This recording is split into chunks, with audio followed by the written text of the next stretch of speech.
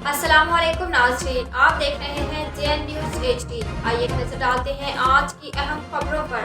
Mailsi bureau chief हाजी मोहम्मद वारिस सईदी की report के मुताबिक रिटर्निंग ऑफिसर मोहम्मद तौकीर अख्तर ने मीडिया नुमाइंदगान आमिर जैन, सादिक अली मिर्जा, वसीम शबीर, राना उमर, उमैर सखावत, शफीक भट्टी, मियां सुहेब ताहिर और फरूख शहजाद से मुलाकात।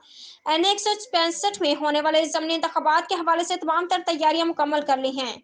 रिटर्निंग ऑफिसर मोहम्मद तौकीर अख्तर हल्का एन 165 ने सहाफ़ियों की एक मुलाकात में ही बताया है कि एन 165 में टोटल 9 उम्मीदवारों की जानिब से कागजात नामजदगी जमा करवाए गए थे, जो कि मंजूर कर लिए गए हैं। मजीद गुफ्तगू करते हुए कहा कि अवाम 19 मार्च को होने वाले ज़मीनी इंतखाबात में अवाम बाहर निकले और अपने वोट का हक इस्तेमाल करे। मजीद तफसील बताते हुए कहा,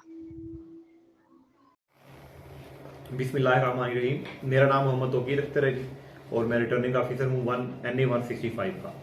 यहाँ पे टोटल वोटर्स की जो तादाद है वो 4,58,865 है जी।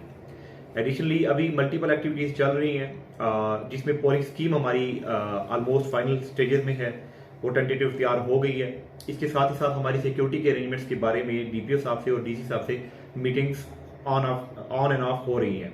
उसमें सिक्योरिटी के अरेंजमेंट्स अल्हम्दुलिल्लाह एज ऑफ नाउ बड़े अच्छे हैं और 19 मार्च जो पोल डे है उस पर हमारी उसके लिए जो तैयारियां हैं वो अल्हम्दुलिल्लाह बड़े अच्छे से जारी हो सारी हैं। इसके साथ ही साथ हमने जो tentative number of polling station है वो 341 है।